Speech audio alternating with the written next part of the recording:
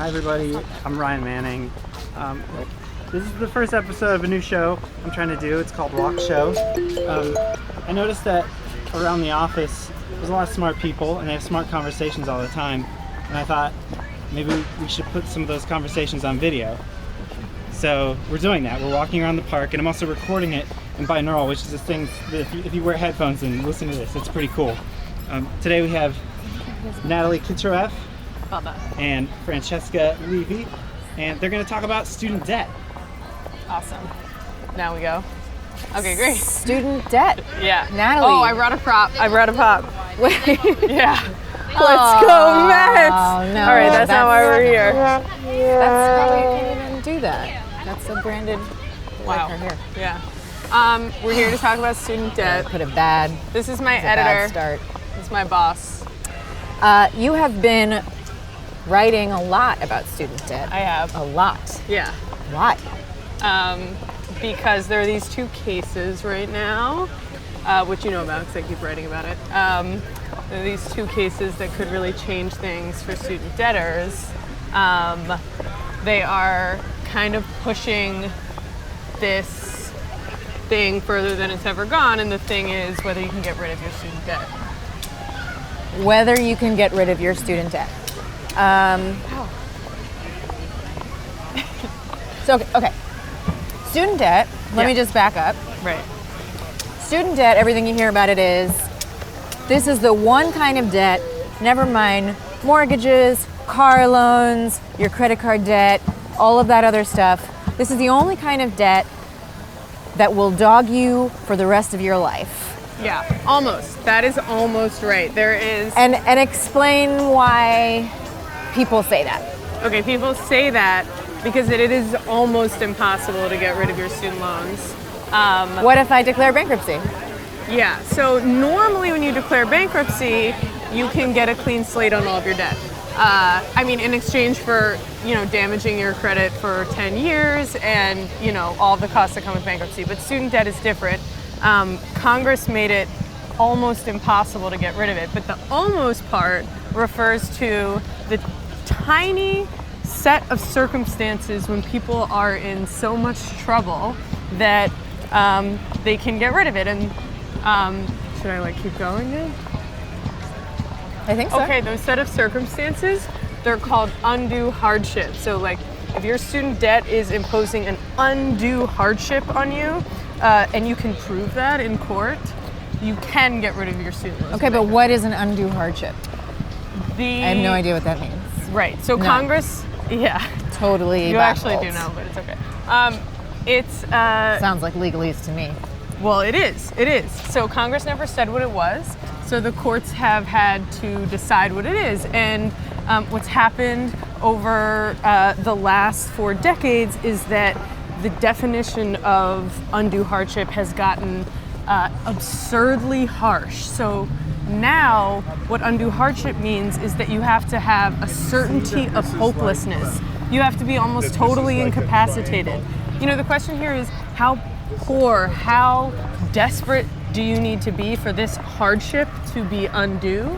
And the way the courts have answered that question via lawyers, answering it for them or arguing before them, is to say basically that you have to be in absurdly bad circumstances in order to get rid of the debt. So what happens normally if you're in bankruptcy is that the bankruptcy court figures out how much, if any, of your other kinds of debt you're going to pay back. But your student debt, they say, no, that's yours to keep. Forever. But most people, probably who are so broke that they're declaring bankruptcy, have a lot of student debt, right? Well, if you have student debt and you're declaring bankruptcy, it is fair to say that you are kind of almost regardless of the amount, you are having a tough time paying it back. Right. So then this undue hardship or this standard that the court has applied is for that small subset of people who are in that circumstance, who have all that debt, who haven't been able to pay it back, but they can also somehow prove that they're worse off than most people in bankruptcy. Yeah. And oh yeah. And worse off how? Well, what do they have to prove right now? Now there's a test that is used in most courts to decide whether you get bankruptcy. It's called the Brunner test. Some people call it Brunner. I know you out there who call it Brunner. I'm going with Brunner. Uh-oh, you're gonna really Yeah. piss off the Brunerites. The Brunner test is the harsher of two tests that have been used, and it's also the more common. And in order to get bankruptcy on student loans under Brunner, you need to show that, one, you made a good faith effort to repay the debt, and that can actually be surprisingly hard because you need to show that By like, say, enrolling in a payment plan, or there's paying that. how do you show you made a good faith effort? You've had to, you have to show that you've made a couple of payments, more than a couple, and really also that you're not spending on other things, that you could be directing your money instead of spending on those things to your student loan payments. Okay, so you prove your good faith effort.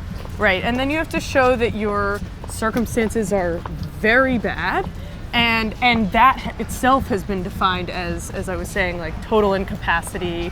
You have a ton of dependents, you're sick, stuff like that. I mean, really intense, and that's going to persist for basically the rest of your life. Okay, so in order to get your student debt forgiven, if you've declared bankruptcy, you just need to pass the Brunner test. Yeah. It's that simple, right? Right. That's 100% of all cases. No. Okay, it's not that simple. There's another test out there called the totality of the circumstances. Now I'm confused. Right. No, you're not. Okay, But I'm not. But this can be kind of confusing, and I just want to back up and say, like, the reason you're educating me about this the way you are right now is because you've educated and re-educated me about this based on all the reporting you've done on this a bunch of times, because it is really difficult to understand no question why it is that student loans are treated this way, differently from other debt, Yeah. and then also what it actually means if you're one of those really unfortunate people who goes bankrupt and then has to deal with their student debt. Right, and what's interesting about it now is that this other test that I was talking about, it was kind of a non-factor because it was really in only one circuit and then this one other court in another circuit where it was used. And it was a nicer test. It is a nicer test. It tells the court to consider just basically what it says, the totality of someone's circumstances. So you look and you figure out if someone can pay their debt and if it's reasonable that they'll be able to pay it at any point. It's only slightly less harsh than the other test, but right now, these two cases, lawyers for the debtors in these two cases are arguing that is the test that should be used. And what's happening is because as you say, when Congress created this law about how you couldn't get rid of any of your student debt in bankruptcy, they created this undue hardship clause. Would you call it a clause? It's part of the law. Yeah, it's written into the law. This undue hardship thing, but they never actually went so far as to define what undue hardship meant. And so now that's being battled out in individual court cases where different judges are making different decisions about what standard to use. Right, and in one of these two cases that I'm talking about, these big two cases that are happening right now, they've appealed to the Supreme Court, and their appeal to the Supreme Court has been to say, there is a disagreement about what standard to use. And you Supreme Court justices need to weigh in because we need to have one standard across the country that applies. And obviously the lawyers in this case are saying it should be the totality of the circumstances test. It shouldn't be that super harsh Brunner test. Okay, so the thing that's new now, and the reason you've been covering this so much lately, is that if I understand it, quietly in the courts, these cases are potentially working their way to the Supreme Court, which could totally change the way this one thing in bankruptcy is handled, which in turn could change the way we understand student debt as this thing that kind of follows us to the grave, right? Yeah, exactly. So, why now would the Supreme Court take this on? Have they ever dealt with these questions before? Do they care? No, is it even on their radar? That's a really totally fair question. One reason they might take it on is that the total debt load since the last time they were offered a chance to weigh in on this has doubled. So now we're at 1.3 trillion total, and that we're supposed to see that double in the next 10 years. So, it's already doubled over 10 years, then we're going to see it double again. And so that provides a pretty good political impetus. If you have courts across the country that don't know how to deal with student debt that has ballooned out of control in the last 10 years and is not expected to stop anytime soon, you might want to weigh in. Plus, we're not just talking about people having this debt. We're talking about people struggling with it. 1 in 4 people are either in default or delinquent on their loans, meaning they're severely late. Shocking to me, because default means what? You haven't paid 270 days. 270 days. So almost the better part of a year. Yeah. You've not paid back this debt that you know is the scariest kind of debt you could have. So imagine what's happening with your credit card debt and your other kinds of debt. Right. And that's 1 in 4 borrowers? Yeah, and there's 41 million Americans who have student debt. So, we're talking about millions too many people who are not able to cope with the debt that they have. And really what a person in bankruptcy is just the most extreme version of that. We're talking about someone who the brokest person ever. Right, has basically been depleted of all of their financial resources and can't pay it back. And so, the Okay, wait. So I have a question for you bleeding heart types who just want to give bankrupt people all the money in the world. She's not talking about me. Say we do this. Supreme Court says, yeah, it's too harsh. Let's turn it around. Right. Let's just open the door to this thing that could eventually make it so that if you go bankrupt, you can get rid of student debt just like any other kind of debt. Right. Is the country, that just sounds like we're just rewarding deadbeats. We're rewarding deadbeats and the country's going to go broke. Yeah. Shoveling lots of debt forgiveness in their direction. Yeah. Well put. Thanks. No, it doesn't mean that. Not according to the experts I've talked to, partly because, like I said, what we're choosing between are 2 harsh tests. One is extremely harsh and the other one is very harsh. And so we're really talking about opening up, not the floodgates. We're talking about opening up the door from like a crack to a jar. Is a jar bigger than a crack? But the point is, we're just... A jar, and that's it's a word. Yeah, a jar. Is a jar bigger than a crack? Anyway, the point is, we're opening up a little bit more room here for people who are desperate. So you think that's where the word a jar comes from? You just sticking a jar in a door? Only 500 or so people in the last year, 550 this year, have actually tried to declare bankruptcy on their student loans. So that's wait. 500 people who've gone through bankruptcy have tried to get their student loans forgiven. Yeah.